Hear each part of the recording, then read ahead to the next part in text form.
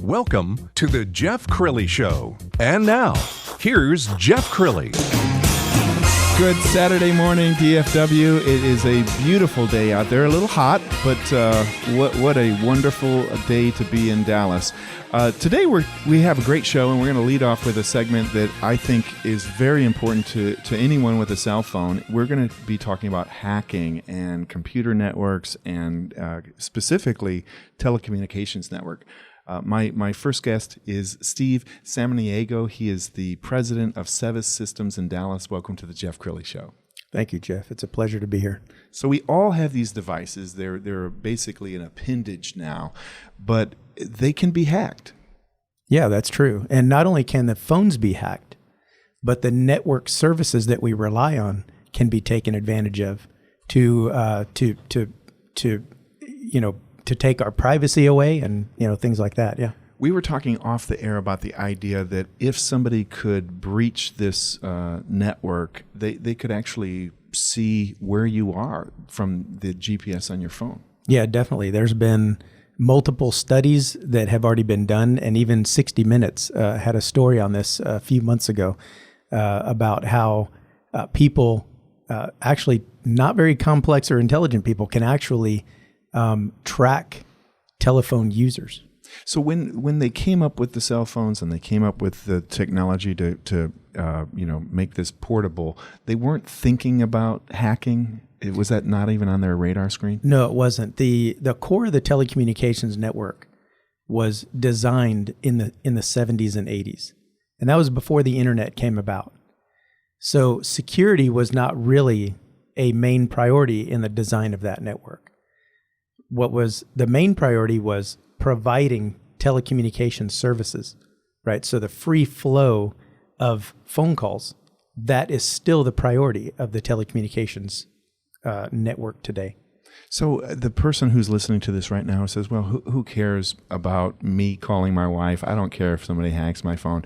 There's so much information in the phone, isn't there? Yeah, and not only in the phone, but in the network itself, right? There are databases in the network that actually show our whereabouts at any given moment of any day, right? So people can track me. They can look at my call logs. They can from that information, they can build a profile on who I am. And then they can use that information to their advantage. For example, I'm not at home right now. Somebody who's tracking me via the phone network could actually know that I'm not at home. Wow. And what could they do with that information? Well, they could go rob my home. Right. So there are some practical implications and practical security implications to this. This is scary stuff. So your customers are some of the largest telecommunications companies on the planet. Yeah, that's right. We have customers all over the world. The largest telecommunications carrier in the world is one of our customers. And we have probably half of the telecommunications customers or carriers in the world are our customers one way or another. So when you're sitting down for the first time with a new potential client, are you having to explain the vulnerabilities, or they already know the vulnerabilities and they're just hoping that nobody breaches it? Yeah, I think most of the network planners and network engineers that we talk to, they are aware of those vulnerabilities.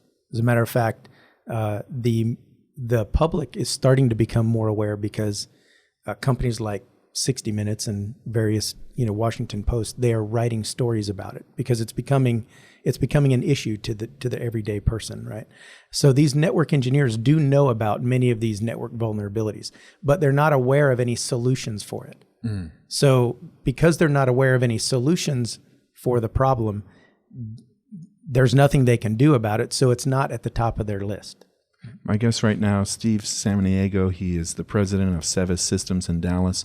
Let's talk more about the future. So, as your technology gets rolled out across the country and across the planet, for that matter, does this keep hackers at bay, or are they laying awake at night looking for ways to defeat your system? Well,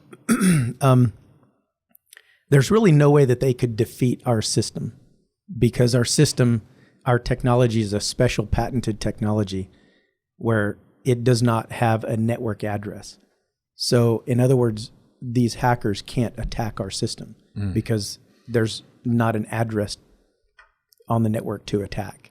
Wow. But yeah, certainly, these hackers, these companies that want to sell information about people, they'll go to great lengths to get that information or to hack those networks so that they have access to those services. So yeah, I would expect that these hackers are gonna try at some point to circumvent any security measures that are put into the network. How did you come up? Did you personally come up with this idea? I did not personally come up with the idea. Actually, the founders of our company are ex-Air Force information security people that came up with the idea. I just got together with them to help them develop, implement, market, and make the technology available. Essentially, you guys looked at a problem, but you came in another door or window than traditionally, I guess, would be engineered. Yeah, definitely. As a matter of fact, there were some very large companies that tried to do what we were able to do.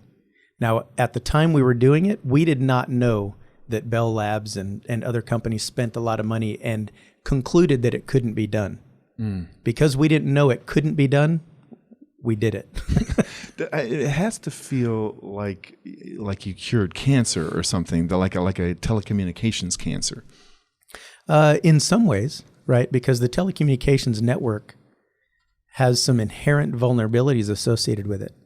And as we become more and more reliant on our phones, every day we're more and more reliant on our phones. As we become more reliant on them, with these vulnerabilities actually have some practical implications to us. So yeah. Do you believe that terrorists from other countries are looking at our networks and looking for ways that they can strike? I definitely believe that they are. I mean, as a matter of fact, I can pick up my phone today and I can call Iran. And if I can call a phone number in Iran, that means that the U.S. phone network is connected to the Iranian phone network. So there's a conduit there for somebody in Iran to easily track any American citizen, whether it's a senator, as shown in the 60 Minutes report, or anybody that these enemy governments, enemy countries might have an interest in. Wow, that's scary. I didn't watch the 60 Minutes piece. Tell us what they uncovered. Well, what they did was they actually challenged a company here in the United States to gain access to a government official's phone service. And this company, within minutes, was able to gain access through the Signaling System 7 network, through the core telecommunications network, and actually track the location of this government official and then see all of their calls that they made, their contact lists, gain access to their phone, and actually listen in on real-time conversations. Wow. That is so scary. Yeah. To me, we talked off the air about the idea that you don't need to fly planes into buildings to strike fear into the American consumer. Hack a network, take down all the ATM machines, take down the airline flight control, and the same thing could be done with the cell phone networks. Well, definitely. Our government has actually designated multiple what they call critical infrastructure networks for our society to function. The transportation network is one of them. The electrical grid is another one. The internet is one. And the telecommunications network is one of them as well. This may be a overly simplistic question, but it seems like this federal government would come to you and make your solution mandatory across the telecommunications world. Well, we would love that, but that would violate the freedom of the market that we value so highly here in the United States.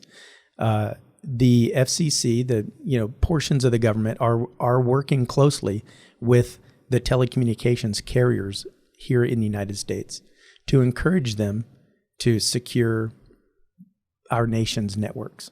And if I'm a large communications network and I get hacked or it becomes public that my network has vulnerabilities, that can be horrible PR. I mean, it could be disastrous for a company, couldn't it? Well, definitely. I mean, we've seen that with various companies, here in the United States. As soon as people lose trust in their network service, what are they going to do? They're going to go elsewhere. And so the telecommunications companies are very, very sensitive to the trust relationship that they've built up with their customers. And they need to do more to preserve it. Do you have competition in your space, or are you guys all alone? Well, we are the only company that has the patented Signaling System 7 firewall in the world. We're the only company that has it.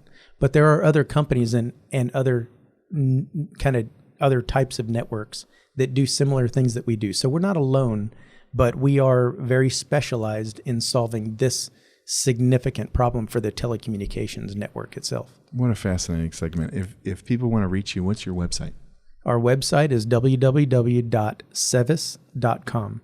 That's SEVIS.com.